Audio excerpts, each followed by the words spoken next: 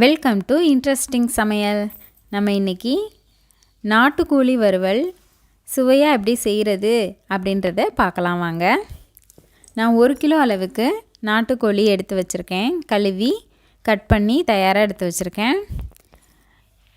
நாட்டுக்கோழி கொஞ்சம் ஹார்டாக இருக்குன்றதுக்காக நான் குக்கரில் வச்சு வேக வச்சு எடுக்க போகிறேன்.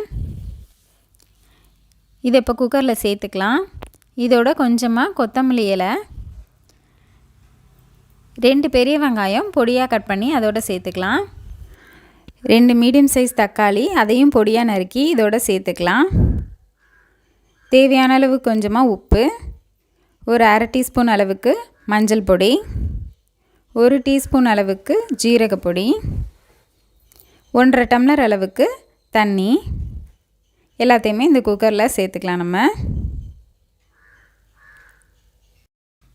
இப்போ எல்லாத்தையும் நல்லா மிக்ஸ் பண்ணிவிட்டு குக்கரை 2 விசில் வைக்க போகிறோம். 2 விசில் இது கரெக்டாக இருக்கும், அதுக்கு மேலேயும் வச்சிடாதீங்க. இப்போ குக்கரை மூடிக்கலாம். இப்போ 2 விசில் வந்துடுச்சு. இப்போ குக்கரை ஓப்பன் பண்ணி பார்க்க போகிறோம். பாருங்கள், நல்லா கறி வெந்துருச்சு. இப்போ இந்த கறியெல்லாம் ஒரு பிளேட்டில் எடுத்து வச்சுக்கலாம். நான் இதை அப்படியே நான் வறுவலுக்கு எடுத்துக்கிறது இல்லை, இதில் கொஞ்சமாக நான் குழம்பு வைக்க போகிறேன். நாட்டுக்கோழி குழம்போட வீடியோ நம்ம சேனலில் இருக்குது, போய் பாருங்கள். இப்போ அடுப்பில் ஒரு கடாய் வச்சுக்கலாம் பெருசாக. அதில் ஒரு 3 கரண்டி அளவுக்கு கடலெண்ணெய் சேர்த்துக்கிறேன். இதோட இதில் கொஞ்சமாக ஆனியன் பொடியாக கட் பண்ணி சேர்த்துக்கலாம். ஒரு கொத்து கருவேப்பிலை, 2 நல்லா வதங்கணும். ஏற்கனவே வெங்காயம் சேர்த்துருக்கோம், அதனால் லைட்டாக சேர்த்தா போதும். 1 டேபிள் ஸ்பூன் அளவுக்கு இஞ்சி பூண்டு பேஸ்ட்டு, பச்சை வாசனை போகிற அளவுக்கு நல்லா வதக்கிக்கோங்க. இப்போ மசாலா பொடிகள், ஒரு 1,5 டேபிள் ஸ்பூன் அளவுக்கு மிளகாய் பொடி சேர்த்துருக்கேன். 2 டீஸ்பூன் அளவுக்கு கரம் மசாலா, 1 டீஸ்பூன் அளவு சோம்பு பொடி சேர்த்துக்கோங்க. இப்போ இந்த நாட்டுக்கோழியை இந்த கடாயில் சேர்த்துக்குவோம்.